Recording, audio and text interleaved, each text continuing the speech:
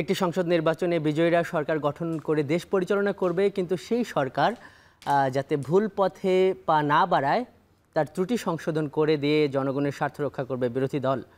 সংসদীয় গণতন্ত্রে বিরোধী দলের গণতন্ত্র রক্ষায় নেওয়া ভূমিকাটাকে দেহরক্ষীর কাজের সঙ্গে তুলনা করা যায়, কিন্তু রাষ্ট্র গঠনে এখানকার বিরোধী দলগুলোর ভূমিকা কি? পাতানো বিরোধী দলও তো দেখেছে এই দেশের মানুষ। গণঅভ্যুত্থান পরবর্তী নির্বাচন সামনে রেখে বিরোধী দল পাতানো না কার্যকর হবে এ নিয়ে যখন কানাঘুষা রাজনীতির মাঠে, তখন আজকের ভোটে ট্রেন কথা বলবে বিরোধী দল নিয়েই। আপনার সঙ্গে থাকবো আমি আজহার লিমন। আজকের আলোচনাকে সম্প্রসারিত করতে স্টুডিওতে আছেন জাতীয় নাগরিক পার্টির যুগ্ম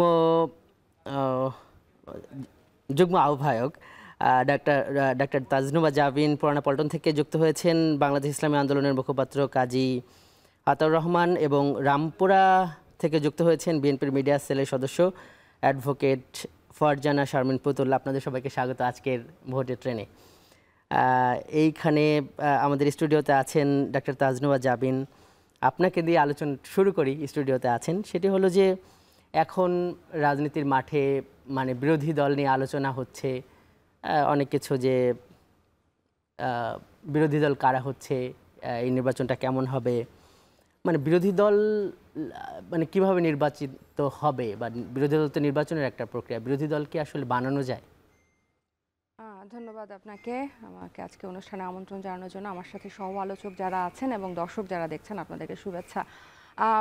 জুলাই 24-এর পর আর বিরোধী দল বানানো যাবে না। বিরোধী দলকে এখন ব্যালটের মাধ্যমেই নির্বাচিত হয়ে আসতে হবে, এবং আমি দৃঢ়ভাবে বিশ্বাস করি যে গণঅভ্যুত্থান পরবর্তী বাংলাদেশে বিরোধী দল এখন থেকে খুব শক্তিশালী একটা ফ্যাক্টর হবে। আপনি যেরকম বলছিলেন যে আগে পাতানো বিরোধী দল বা ডামি বিরোধী দল দেখা যেত, বা আগের সরকারগুলো গত 15 বছরে যেভাবে বিরোধী দলকে দমন নিপীড়ন করেছে, মানে সরকারি দল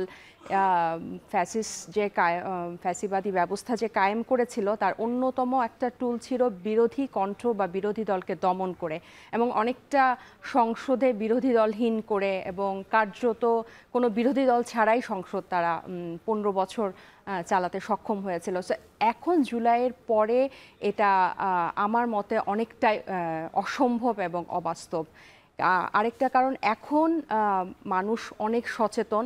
এখন আর ওই আগের 15 বছরের যেরকম গুম করে ডিজিটাল অ্যাক্ট দিয়ে মানুষের কণ্ঠরোধ করা যেত, যে সরকারের কোনো সমালোচনা করা যাবে না, তাকে জবাবদিহিতার অধীনে আনা যাবে না, এ ধরনের যাতে না করা যায়, যেরকম অনেক ধরনের সরঞ্জাম কিন্তু সরকারি দল সাজিয়ে রেখেছিল, এটা এই দফা সম্ভব হবে না।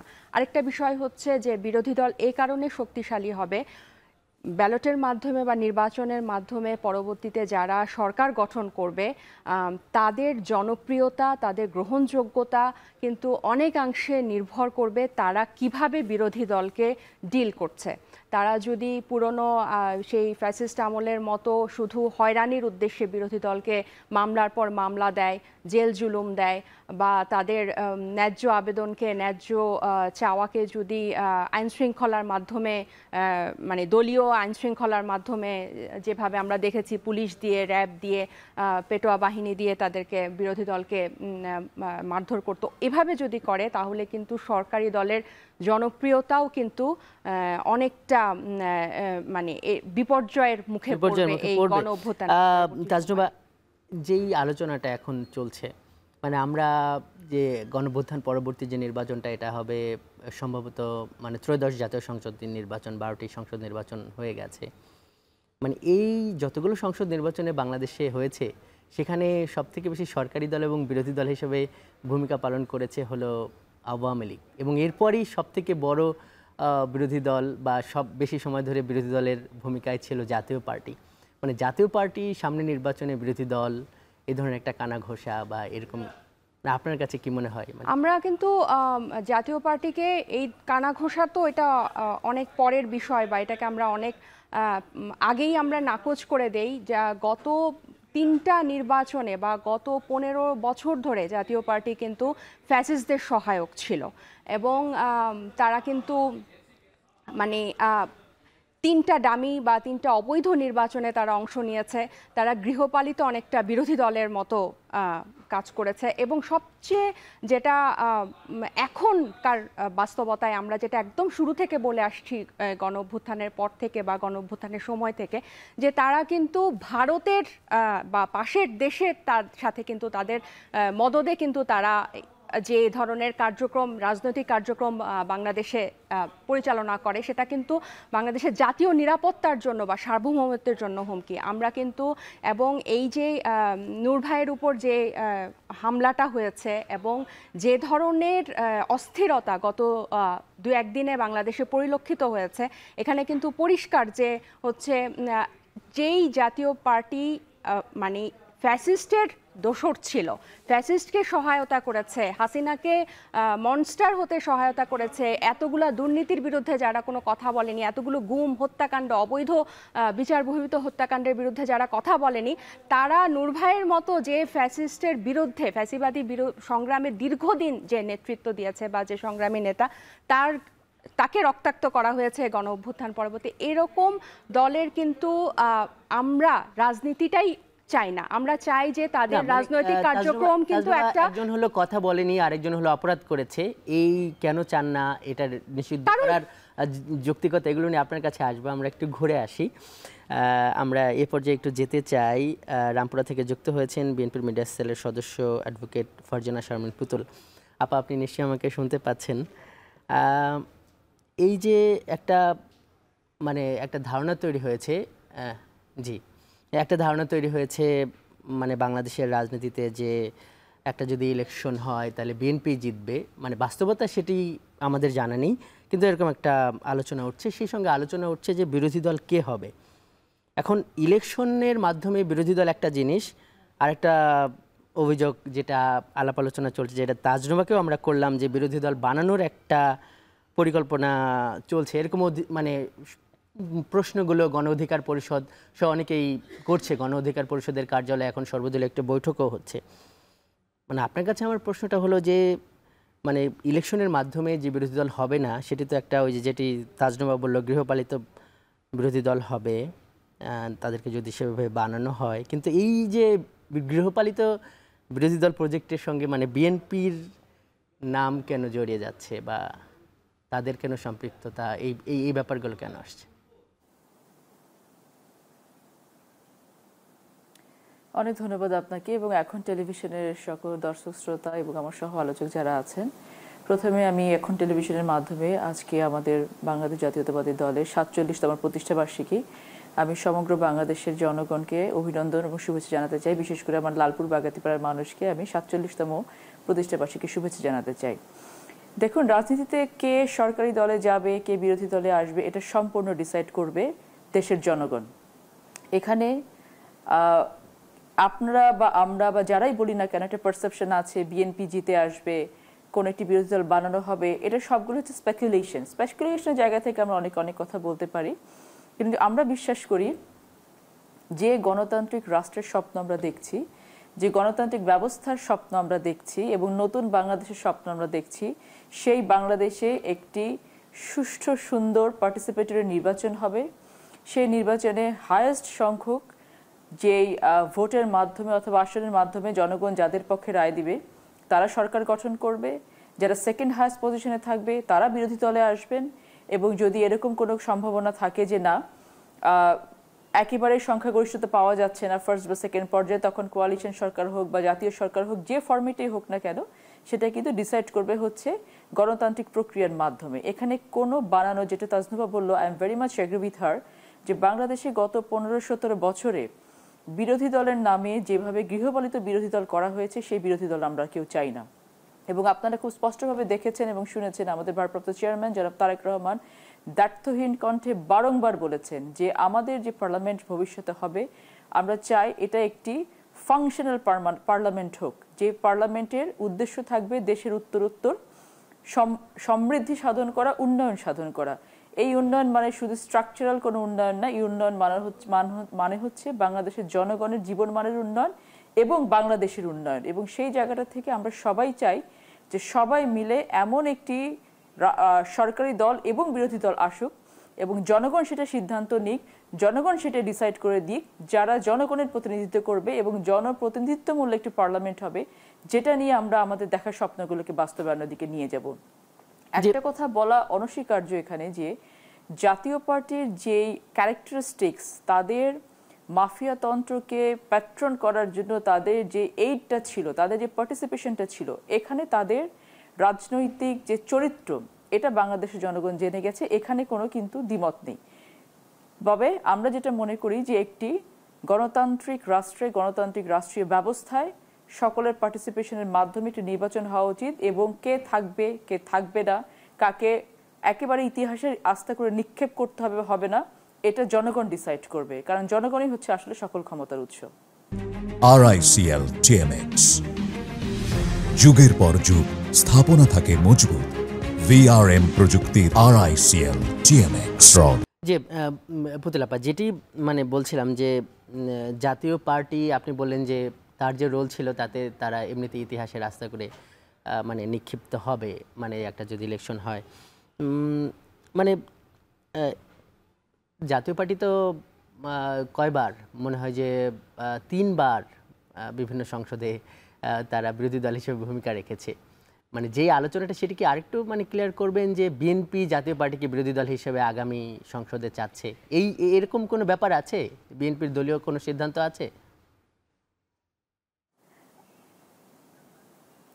আমি আপনার প্রশ্নটা বুঝতে পারিনি, আমি আরেকটু বলে নিই যে আপনার বিরোধী দল বলছেন, আমি বলবো যে জাতীয় পার্টি কোনো বিরোধী দল হিসেবে কোনো পার্লামেন্টে ছিল না, আমি বলবো সো কল্ড বিরোধী দল হিসেবে ছিল, কারণ তাদেরকে ওখানে নিয়ে যাওয়া হয়েছিল যেন মাফিয়া তন্ত্রকে একটা বৈধতা দেওয়ার চেষ্টা, এবং এই বৈধতা দেওয়ার প্রক্রিয়াতে তারা যেভাবে তারা যদি এই প্রক্রিয়াতে পার্টিসিপেট না করতো, তাহলে হয়তো বাংলাদেশের জনগণকে এত ভোগান্তি ভুগতে হতো না।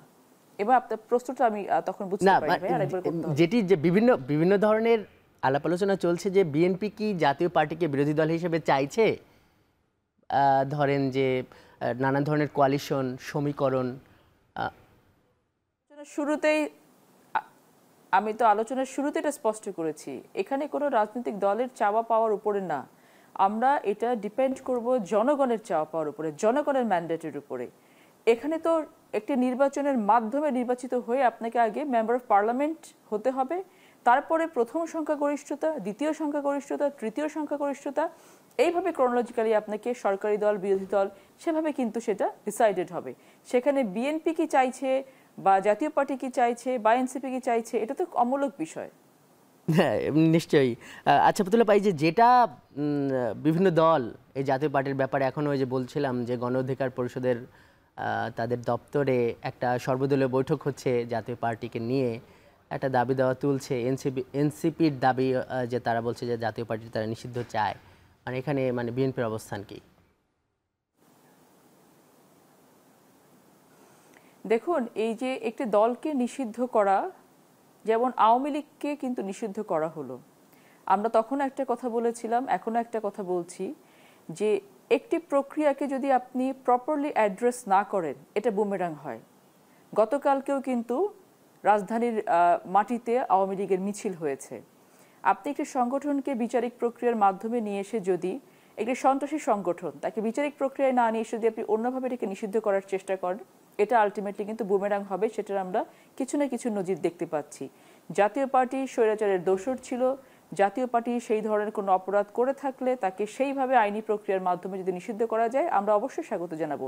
কিন্তু আমরা সবসময় একটা কথা বলে আসছি যে বাংলাদেশের পেছনে যে ষড়যন্ত্র চলছিল, সেই ষড়যন্ত্র এখনো নস্যাৎ হয়ে যায় নাই, এবং এই ষড়যন্ত্রকারীরা কিন্তু বসে নেই, তারা প্রতিনিয়ত বাংলাদেশকে অস্থির করার চেষ্টা করছে। সেজন্য সতর্কতার জায়গাটা থেকে কিন্তু আমাদেরকে আরো অনেক বেশি সতর্ক হতে হবে। আমাদের কিন্তু মনে রাখতে হবে যে তাদের যেই অপচেষ্টা বিগত 17 বছর ধরে, তারা কিন্তু first tier, second tier, third টায়ারে অনেক ধরনের ষড়যন্ত্রের বীজ বুনে গেছে। সেখানে আমাদেরকে অ্যাড্রেসটা করতে হবে খুব ডিপলি।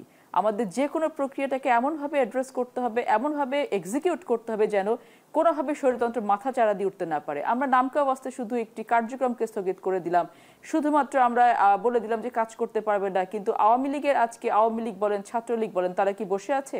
যত ধরনের অস্থিরতা তৈরির চেষ্টা কিন্তু আওয়ামী লীগ, ছাত্রলীগ করে যাচ্ছে, কিন্তু কোনো না কোনো ব্যানারে তারা ফিরে আসবে। তাহলে প্রক্রিয়াটা এমন হওয়া উচিত, জাতীয় পার্টির ক্ষেত্রে হওয়া উচিত, আওয়ামী লীগের ক্ষেত্রে হওয়া উচিত, যেন কোনোভাবে তারা আর এই মাথাচাড়া দিয়ে উঠতে না পারে। দামকে অস্তি কোনো ব্যবস্থাতে আমি বিশ্বাস করি না, আমার দলও বিশ্বাস করে না বলে আমি মনে করি। জি জি আপা, এই প্রক্রিয়াটা আসলে কি হওয়া উচিত, এই ব্যাপারটা আপনার কাছে আবার জানবো আমরা একটু। এই পর্যায়ে বাংলাদেশ ইসলামী আন্দোলনের মুখপাত্র গাজী আতাউর রহমান তার সঙ্গে যুক্ত হতে চাই। আতাউর ভাই, আপনাকে স্বাগত আজকের ভোটের ট্রেনে।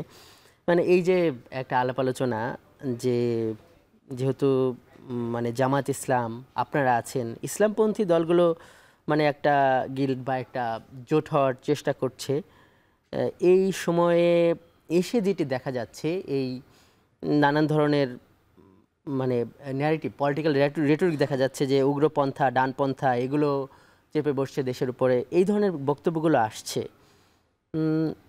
মানে আপনারা মানে এগুলোকে কিভাবে দেখছেন?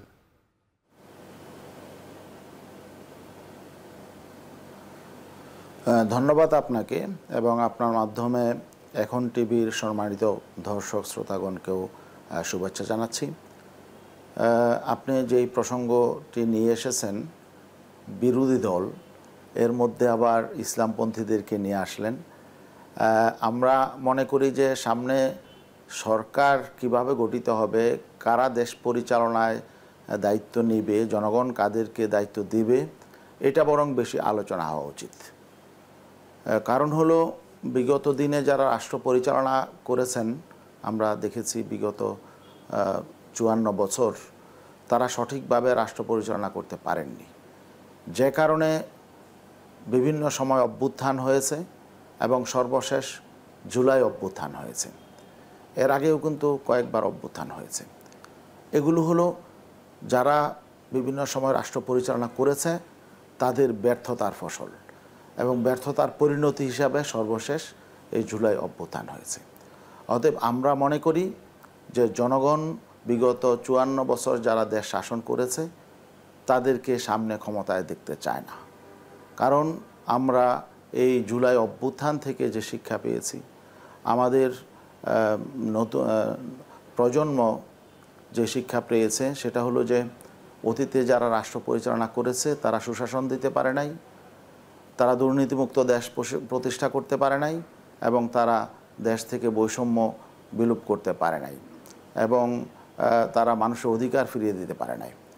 তো এই জন্যে নতুন প্রজন্ম, নতুন ভোটার যারা আছে, তারাও আসলে পুরাতনদেরকে আবার নতুন করে রাষ্ট্র ক্ষমতায় দিয়ে আবারও সেই পুরাতন রাজনীতি ফিরিয়ে আনবে, আমাদের মনে হয় এটা হবে না।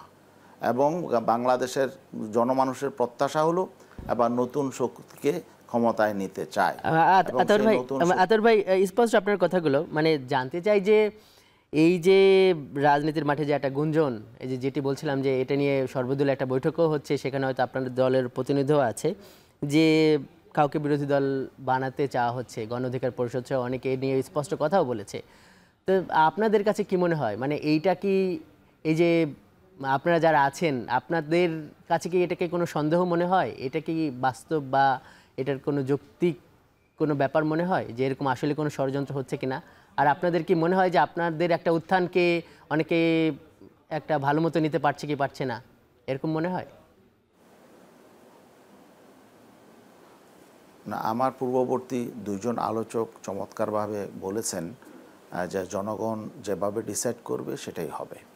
আমরাও সেটা বিশ্বাস করতে চাই, কিন্তু কথা হলো যে আসলেই কি জনগণ তাদের ইচ্ছার প্রতিফলন ঘটাতে পারবে?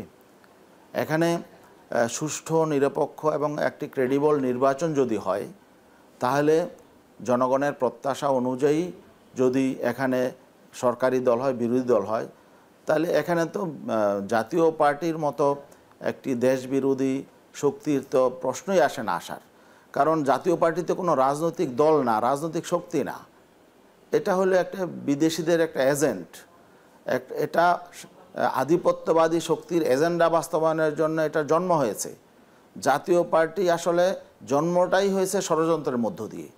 তারা একটি নির্বাচিত সরকারকে অবৈধভাবে ক্ষমতা থেকে সরিয়ে ক্ষমতা দখল করেছিল এরশাদ সাহেব। এবং জাতীয় পার্টির বিগত দিনে দেখা গেল যে তারা কোনো গঠনমূলক রাজনীতি করে নাই, জনস্বার্থে কোনো রাজনীতি করে নাই। তারা সবসময় ষড়যন্ত্রের রাজনীতি করেছে এবং তারা সবসময় একটি দেশের এজেন্ডা বাস্তবায়নের জন্য রাজনীতি করেছে। এবং যেই দলের প্রধান সে ভারতের অনুমতি ছাড়া সে কোনো কথা বলতে পারবেন না, এই জাতীয় প্রকাশ্যে এই জাতীয় ঘোষণা দেন, এই দল বাংলাদেশে কী করে? কারণ এটা তো আমাদের স্বাধীনতা সার্বভৌমত্বের জন্য হুমকি। এখানে তাজনুবা চমৎকারভাবে বলেছেন যে এইটা তো আসলে আমাদের সভরেনিটির জন্য হুমকি। অতএব এই দল এখনো পর্যন্ত এখনো যে দেশে টিকে আছে, এটাই তো আমাদের জন্য বিস্ময়ের জায়গা। এরা আবার বিরোধী দল হবে বা এরা পার্লামেন্টে যাওয়ার চিন্তা কিভাবে করে, জি জি, প্রশ্নই আসে না। হ্যাঁ, পারবে যদি কেউ মনে করে যে আওয়ামী লীগকে পুনর্বাসনের জন্য আওয়ামী লীগের একটি ছায়া শক্তিকে মাঠে রাখা হোক, তাদের মধ্য দিয়ে আবার আওয়ামী লীগ ফিরে আসবে, তখন হয়তো কেউ কেউ এই প্ল্যান সাজাতে পারে, কিন্তু এটা বাস্তবায়িত হবে না। এবং আমরা যারা ফেসিবাদ বিরোধী শক্তি রয়েছি, আমরা এটা ইনশাআল্লাহ বাস্তবায়িত হতে দেব না। আজকের ভোটের ট্রেনে আমরা কথা বলছি বিরোধী দলের দায়িত্ব ও ভূমিকা নিয়ে।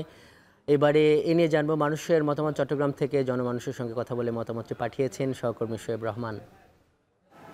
সংসদীয় গণতন্ত্রে বিরোধী দল কেবল একটি অংশ নয়, বরং অপরিহার্য স্তম্ভ। বিরোধী দলের সরব উপস্থিতি ছাড়া গণতন্ত্র অসম্পূর্ণ।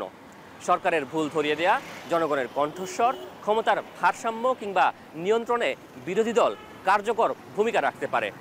চলুন আজ জেনে আসি আগামী সংসদে কেমন বিরোধী দল চান ভোটাররা।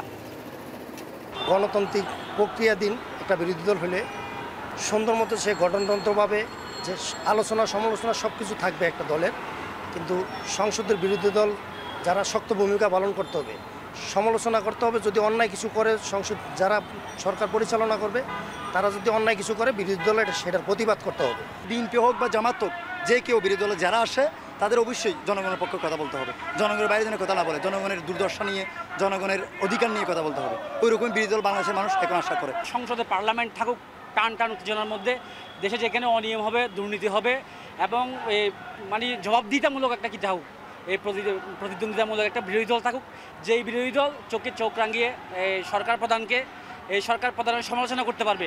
আমরা চাই যে বিরোধী দল হবে বাংলাদেশের প্রত্যেকটা ক্ষেত্রে যাতে অন্যায়ের প্রতিবাদ করে, সংসদে গিয়ে অন্যায়ের প্রতিবাদ করতে পারে। আমরা ওই ধরনের সংসদ চাই। আমি মনে করি আগামীতে যে বিরোধী দল হবে, সরকারের যে অনৈতিক জনবিরোধী যে সিদ্ধান্ত আসবে, এই সিদ্ধান্তের প্রতিবাদ করা এবং জনগণকে নিয়ে জনমত গঠন করে এই সিদ্ধান্তের বিরুদ্ধে তাদেরকে রুখে দাঁড়ানো। একটি সুস্থ ও প্রাণবন্ত সংসদীয় ব্যবস্থা নিশ্চিত করতে যোগ্য বিরোধী দল চাইছেন ভোটাররা, যারা কেবল সরকারের নীতির সমালোচনাই নয়, বরং গঠনমূলক সমালোচনার মাধ্যমে বিকল্প নীতিও প্রস্তাব করার যোগ্যতা রাখেন। চট্টগ্রাম থেকে ভোটের ট্রেনে আজ এটুকু জানিয়ে শেষ করছি। আমি শোয়েব রহমান। চট্টগ্রাম থেকে শোয়েব রহমান আমাদের সহকর্মী জনতার সঙ্গে গণমানুষের মতামত জানাচ্ছিলেন। তারা একটা জমজমাট সংসদ চায় এবং যাতে খুব ভালো ভূমিকা রাখতে পারে এই ধরনের একটা বিরোধী দল চায়। আমরা একটু পুতুল আপার কাছে যাই। পুতুল আপা, আপনি এর আগের আলোচনায় বলছিলেন যে জেনেতনভাবে আপনারা আপনি নিজেই বলছিলেন যে এই ফ্যাসিস্ট এবং মানে বিগত আমলের অনেক দায়, অনেক অপরাধ তাদের ঘাড়ে আছে, এদেরকে জেনেতনভাবে নিষিদ্ধ চান না, একটা স্থায়ী বন্দোবস্ত দরকার। মানে ব্যাখ্যা করবেন যে সেই স্থায়ী বন্দোবস্তটা বা উপায়টা কি হতে পারে নিষিদ্ধের বাইরে গিয়ে?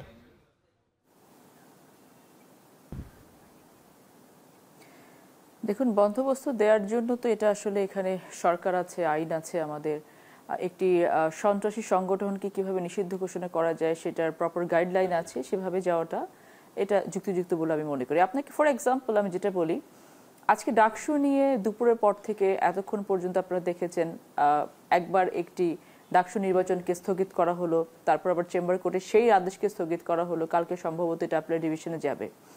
আমি সামহাও যে কোর্টে এই শুনানিটি হচ্ছিল আমি সেখানে উপস্থিত ছিলাম, আমার একটি আইটেম ছিল ওখানে, তো I have got the opportunity যে আমি পুরো মামলাটার বিষয়টা শুনেছি।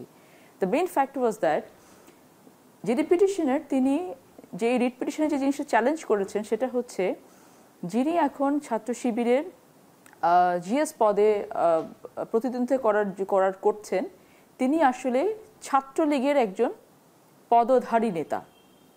এখন এখানে কোয়েশ্চেন এসেছে, যেহেতু ছাত্রলীগ একটি নিষিদ্ধ সংগঠন, তাকে ব্যান করে দেওয়া হয়েছে, তাহলে তার পদটা আছে কিনা, তিনি পদে থেকে কিভাবে একটি নির্বাচনে অংশগ্রহণ করতে পারেন। তারপরে ছাত্রলীগকে নিষিদ্ধ করা হয়েছে, যেটি জুলাইয়ের অভ্যুত্থানের জন্য যারা যারা দায়ী ছিল, যারা জুলাই অভ্যুত্থানে অসংখ্য মানুষকে খুন করেছে, অসংখ্য মানুষকে আহত করেছে, বাংলাদেশের ৭১-এর চেতনা এবং জুলাইয়ের চেতনার বাইরে গেছে, এই সংগঠনের একজন পদধারী নেতা কিভাবে ডাকসু নির্বাচনে জিএস পদপ্রার্থী হন সেই বিষয়টাকে চ্যালেঞ্জ করা হয়েছে।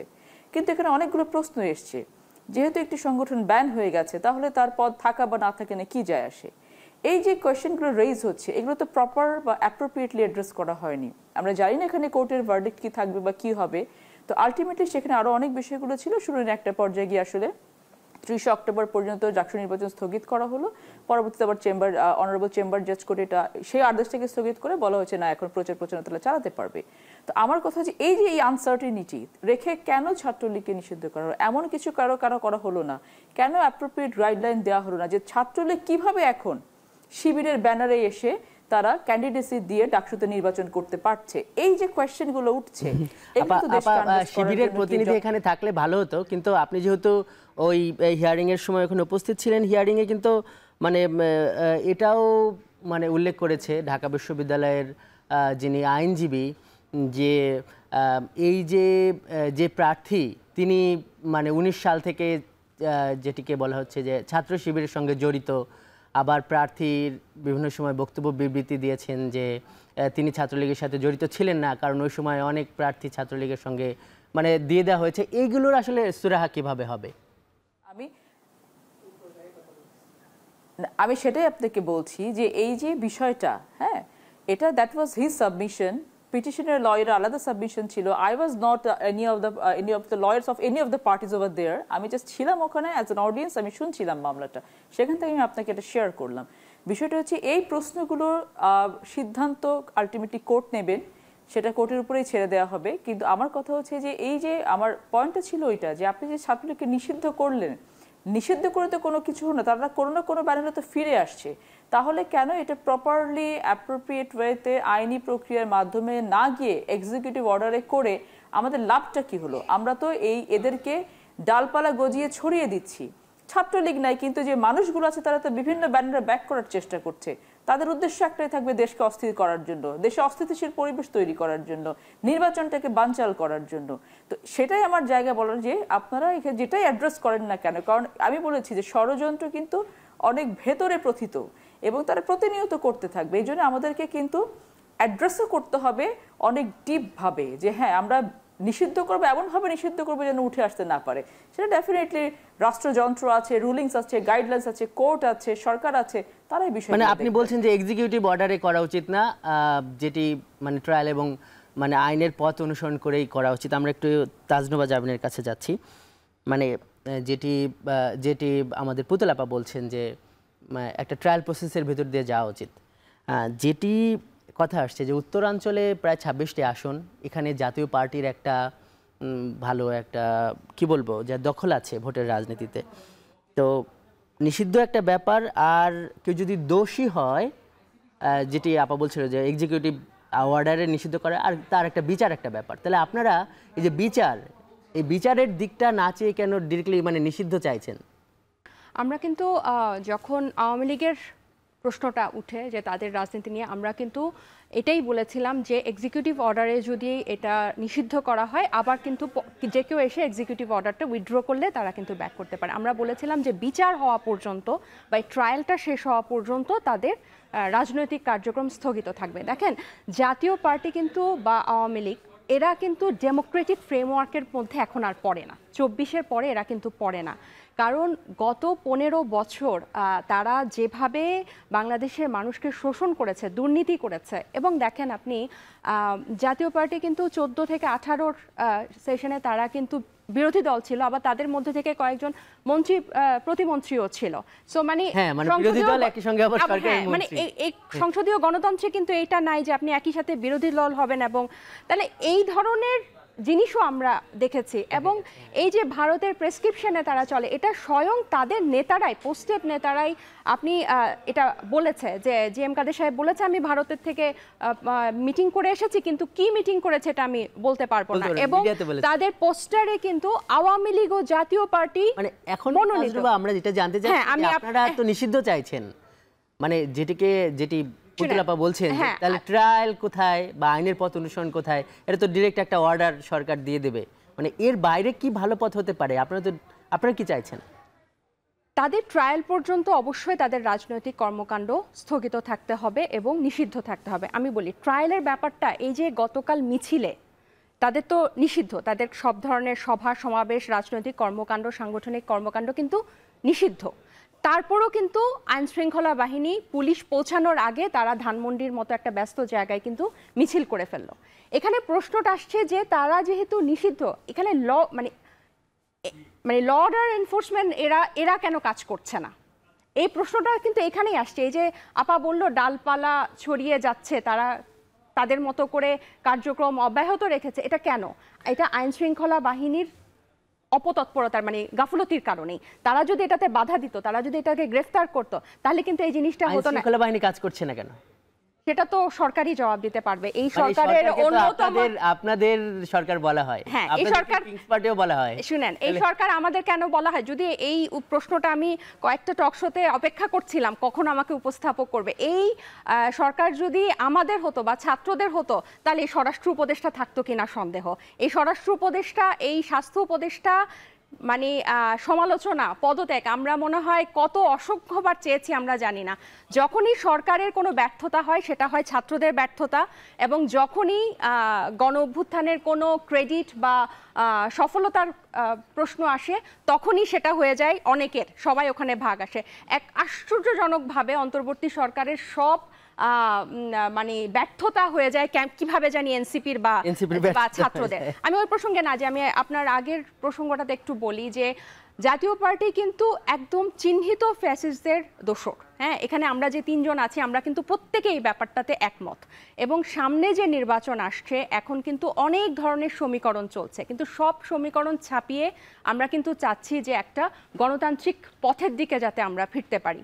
আপনার যে বিরোধী দল, এই আমাদের যে সংস্কার প্রস্তাবগুলো আছে, আপনার রিপোর্টেও কিন্তু দেখলেন যে সবাই কিন্তু চাচ্ছে বিরোধী দল যাতে জনগণের কণ্ঠ হয়, সরকারকে চেকে রাখে। এবং আমরা যে সংস্কার প্রস্তাবগুলো নিয়ে আলোচনা করছি ঐক্যমত, প্রত্যেকটাতে কিন্তু বিরোধী দলকে এম্পাওয়ার করার কথা আছে। সেখানে বিরোধী দল থেকে ডেপুটি স্পিকার, বিভিন্ন সংসদীয় কমিটির প্রধান করা। তাহলে এখন কিন্তু আমাদের ডেমোক্রেটিক পথটাই কিন্তু মানে আমরা এই প্রজন্ম বা এখনকার রাজনৈতিক বাস্তবতায় ডেমোক্রেটিক পথটা কিন্তু অনেক ঘুরে গেছে, যেখানে জাতীয় পার্টির মতো আওয়ামী লীগের মতো ফ্যাসিস্ট দল এখানে শোভা পায় না বা এখানে জায়গা হয় না তাদের। আমি একটু কথা বলি, এই যে আপনারা ভোটের ট্রেন্ড বলেন, চাকাতে যখন জং ধরে যায় তখন কিন্তু এই জাপা হচ্ছে মানে জাতীয় পার্টি হচ্ছে ওই জং ধরা চাকার মতো। ভালো বলেছেন তাজমা। আমরা একটু আতর ভাইয়ের কাছে, আতর ভাই নিশ্চয়ই শুনতে পাচ্ছেন যেটি পুতুলাপা বলল, শিবিরে ছাত্রলীগ ঢুকে যাচ্ছে, আবার শিবির বলছে ছাত্র দলের মধ্যেও অনেক ছাত্রলীগ আছে এবং ছাত্রলীগ আছে এই ধরনের অনেককে কিন্তু ওই বহিষ্কার করা হয়েছে কমিটি দেওয়ার পর। মানে এই যে সংকট, সেখানে কি আপনি মনে করেন যে এক্সিকিউটিভ অর্ডার যেটি মানে আপনারা নিষিদ্ধ চাইলেন, নিষিদ্ধ হয়ে গেল, আর এটা একটা ভালো সমাধান? মানে যেই প্রশ্নটা উঠছে যে মানে ট্রায়াল প্রসেসের ব্যাপারটা।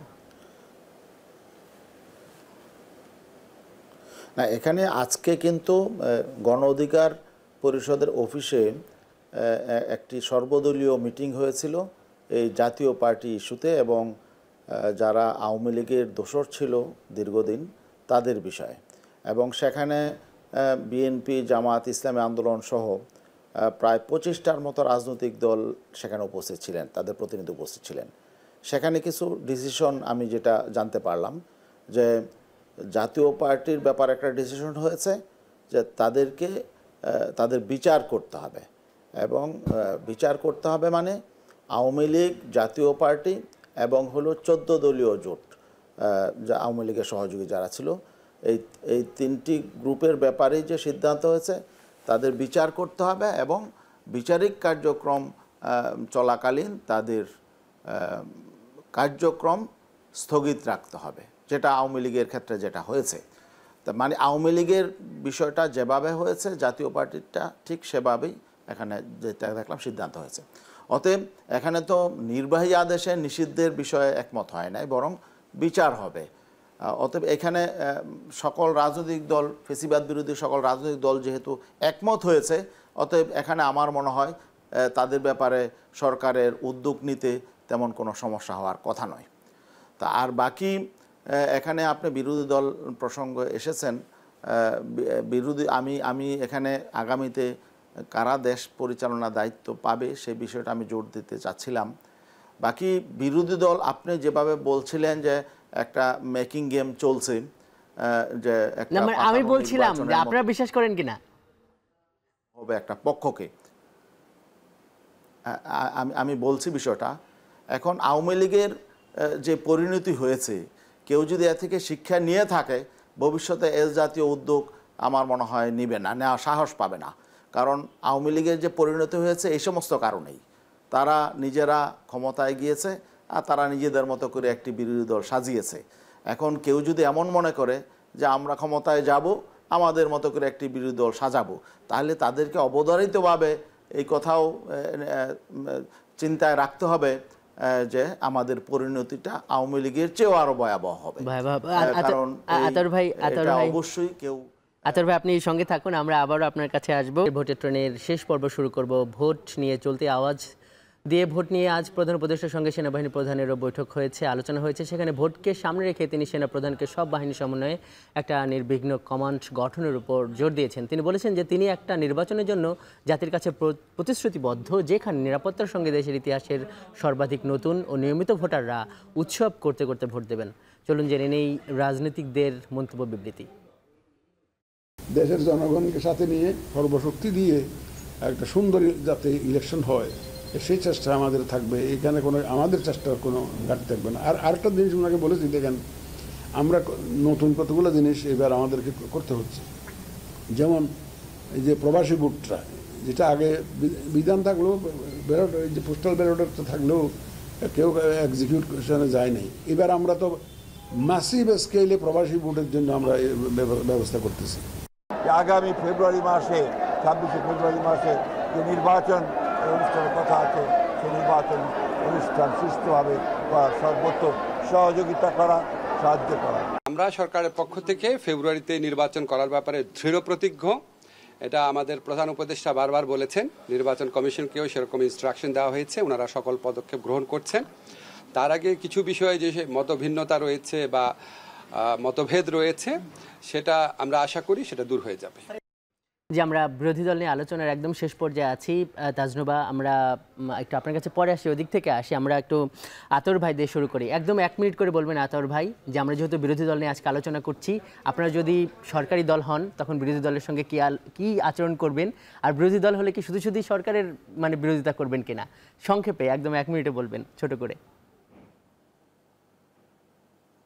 না, এখানে সংসদীয় পদ্ধতি সরকার ব্যবস্থায় বিরোধী দল অত্যন্ত গুরুত্বপূর্ণ, অনেকটা ছায়া সরকার। বিরোধী দল মানে কি ছায়া সরকার। এই জন্যে আমরা এমন একটা পদ্ধতি নির্বাচনের কথা বলেছি যেখানে সরকারি দল বিরোধী দল সকলেই সংসদে ফাংশন করবে সঠিকভাবে এবং প্রাণবন্ত সংসদ হবে, এবং কে সরকারে যাবে কে বিরোধী দলে থাকবে এটা আসলে নির্বাচনের আগেও কে বুঝতে পারবে না, নির্বাচনের পরেও হয়তো দেখা যাবে যে বিরোধী দলে যাওয়ার কথা চিন্তা করেছে সেও সরকারি দলে যেতে পারে। এই জন্য আমরা পিআর নির্বাচনের কথা বলেছি। প্রপোর্শনাল রিপ্রেজেন্টেশন সিস্টেমের নির্বাচনে সেখানে দেখা যাবে যে কার্যকর বিরোধী দল থাকবে এবং সেখানে বিরোধী দল এবং হয়তো দেখা যাবে একসময় সরকারি দলও হয়ে যেতে পারবে যদি তারা সঠিকভাবে তাদের দায়িত্ব পালন করতে ব্যর্থ হয়। তাহলে দেখা যাবে যে পরবর্তীতে 1 বছর পর সেই বিরোধী দল সরকারি হয়ে যাবে, সরকারি দল বিরোধী দল হয়ে যাবে। এটা বরং বিশ্বে অনেক আধুনিক সর্বাধুনিক যে গণতান্ত্রিক চর্চা যে সমস্ত রাষ্ট্রে হয় সে সমস্ত রাষ্ট্রে এই পিআর পদ্ধতি নির্বাচন ব্যবস্থাটা প্রচলিত আছে। আমরা চাচ্ছি যে আগামী নির্বাচনও যাতে সরকার অনেক ধন্যবাদ আজকের ভোটের ট্রেনে যুক্ত হওয়ার জন্য। পুতলাপা, শেষ মুহূর্তে আছি, একই প্রশ্ন আপনার কাছে, যে সরকার গেলে আপনারা বিরোধী দলের সঙ্গে কি আচরণ করবেন, আর কোনোভাবে যদি বিরোধী দল হয়ে যান তখন আপনাদের বিরোধিতার জায়গাগুলো কি শুধু সরকারের বিরোধিতাই হবে কিনা? সরকারি দলে থাকি বা বিরোধী দলে থাকি না কেন, আমরা দেশ গড়ার কাজে কাজ করব ভাই। এটা আমাদের ভারপ্রাপ্ত চেয়ারম্যান বারবার বলছেন, আমরাও বলছি, আমাদেরকে মানসিকভাবে সেভাবেই প্রস্তুতি নিতে বলা হয়েছে। যে আমরা কিন্তু কয়েকদিন আগেও ভারপ্রাপ্ত চেয়ারম্যান বলেছেন যে আমরা সরকার গঠন করার জন্য বা সেই আমরা রাষ্ট্র ক্ষমতা পরিচালনা করব, এটা যে কোনো রাজনৈতিক দলের একটা ইচ্ছে থাকে, সেটা আমরা আছে। কিন্তু তার মানে এটা না যে আমাদেরকে সরকারি দলে যেতেই হবে।